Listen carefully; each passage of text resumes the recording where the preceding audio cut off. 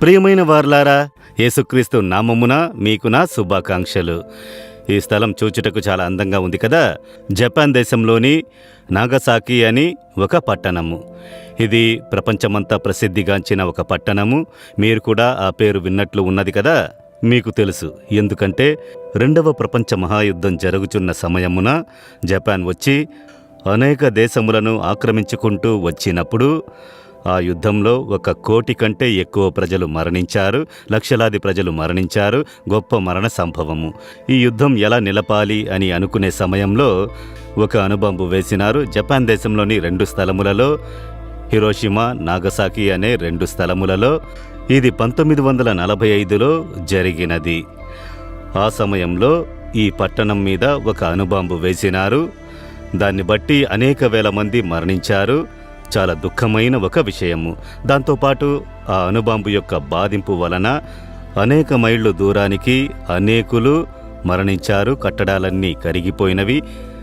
దాని ఉష్ణము వలన ఇనుము కూడా కరిగిపోయినది. మనుషులు అలాగే కరిగిపోయినారు. గొప్ప వినాశనం కలిగింది. అందువల్ల గొప్ప నాశనములు, చెట్టు చేమలన్నీ కూడా నాశనమైపోయాయి. ఇక గడ్డిపరకు కూడా పెరగదని చెప్పారు. పుట్టబోయే బిడ్డలకు అనేక వ్యాధులు, బాధింపులు, ఇవన్నీ కూడా అనేకమైనవి మనము విని ఉన్నాము. అయితే ఆ విధముగా ఉన్న ఈ పట్టణము ఇప్పుడు ఎలా ఉందో చూశారా? ఒక వేదవాక్యము జ్ఞాపకం వస్తున్నది. మీకైన వాగ్దానం కూడా అదే. ఇర్మియా 30వ అధ్యాయము 17వ వచనము.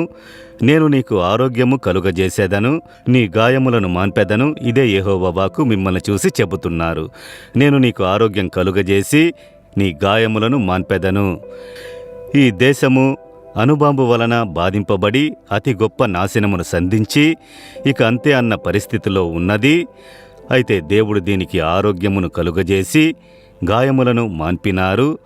అనేక కుటుంబాలు బాధింపబడి, పుట్టబోయే అనేక మంది పిల్లలు కూడా బాధింపబడి, ప్రజల యొక్క హృదయాలు అనేక విధములైన గాయముల చేత వేదన పడుచున్నవి.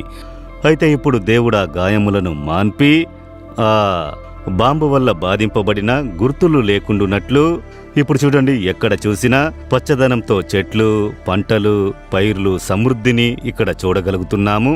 ఇది 80 ఏళ్లకు ముందు జరిగినది.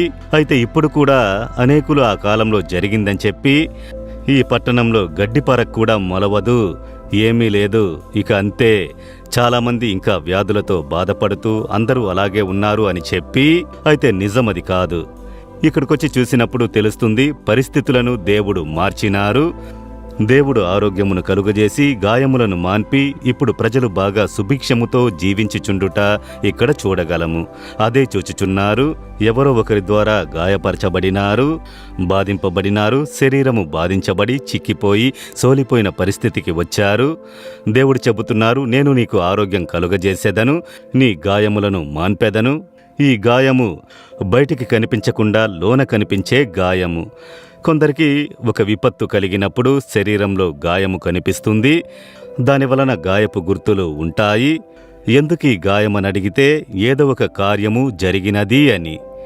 అయితే లోన హృదయంలో ఏర్పడే గాయమున్నది చూడండి, అంతరంగంగా పురుషుని బాధించే గాయము, లో గాయమని చెబుతారు. ఇది మనుషుల మాటల వలన కలిగేటటువంటిది. కొందరి మాటలు అదేమంటే కత్తిపోట్ల వలె ఉన్నవి అని వేదములో చూస్తున్నాము. కత్తితో నరికి గాయము చేస్తే ఎలాగో అలా కొందరు మాట్లాడుతారు. మీ ఇంట్లో మీ భార్య, భర్త, పిల్లలు, తల్లిదండ్రులు, మామ, అత్త, ఆడబిడ్డలు, లేక మీరు ఉద్యోగం చేసే స్థలంలో పై అధికారులో, మీ సంఘములోనూ లేక సేవకు విరోధమైన ప్రజల ద్వారా ఏదో ఒక మాట, మిమ్ములను గాయపరచబడిన మాట చెప్పబడి మీ హృదయము గాయపరచబడి ఇప్పుడు వేదనతో ఉండవచ్చు. దేవుడు చెబుతున్నాడు, ఆ గాయములను నేను మాన్పెదను. ఆయనే ఆ గాయములను మాన్పగలరు. అనేక సంవత్సరాలుగా మీ హృదయంలో కనబడే ఆ గాయము అప్పుడప్పుడు అది నొప్పి కలిగిస్తుంది. జ్ఞాపకం వచ్చినప్పుడల్లా వేదన కలుగజేస్తుంది. అలా కష్టపడుతున్నారు కదా. ప్రభు అయిన యేసు చెబుతున్నారు, నా కుమారుడా, నా కుమార్తె, నేను నీ గాయమును మాన్పెదను, నీవు కలవరపడకు అని చెప్పి సిలువలో ఆయన గాయపరచబడినారు. ఆయన శరీరము గాయపరచబడినది మనకు తెలుసు. చీల మేకులతో కొట్టబడి దున్నబడినది. ఆయన ఆత్మ మరణదాహంతో వేదన చెందినది. ఆయన హృదయంలో వేదన, అభాండమైన నేరము మోపబడి, అబద్ధపు నేరము చెప్పబడి, పరిహాసము చేయబడినారు. ఆయన కొరకు మాట్లాడేవారు ఎవ్వరూ లేని పరిస్థితిలో ఆయన హృదయంలో కలిగిన గాయము. మన గాయములను సిలువలో మోసినారు. ఎవరితో చెప్పలేకపోయారు. నోరు తెరిచి చెబితే తప్పైపోతుంది అని, ఏమి చెయ్యాలో అని మీ కొరకు ఏడుస్తూ ఉన్నారా? యేసు దాన్ని గ్రహించగలరు. ఆయన సిలువలో ఆ గాయములను మోసి తీర్చినారు. నా కుమారుడా, నా కుమార్తె, కలత చెందకు, నేను నీకు ఆరోగ్యం కలుగజేసి నీ గాయములను మాన్పెదను అని చెబుతున్నారు. అవును దేవా, నా హృదయంలో ఒక గాయమున్నది.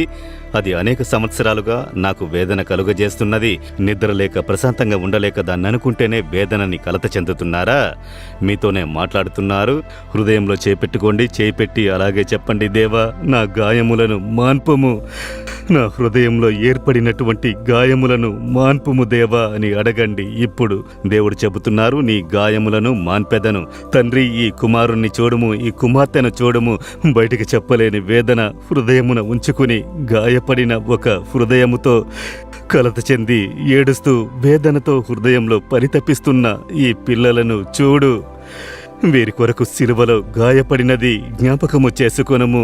దేవా, మీ గాయపడిన కరముతో తాకి వారి హృదయమున లోతుగా ఏర్పడిన గాయములను మాన్పి వారిని స్వస్థపరచుము, సంతోషపరచుము, సమాధానపరచుము. ఇక ఆ వేదనలు జ్ఞాపకములోనికి రానే కూడదు. ఒక అద్భుతమైన స్వస్థత యేసు నామమున కలుగునుగాక. Amen, amen.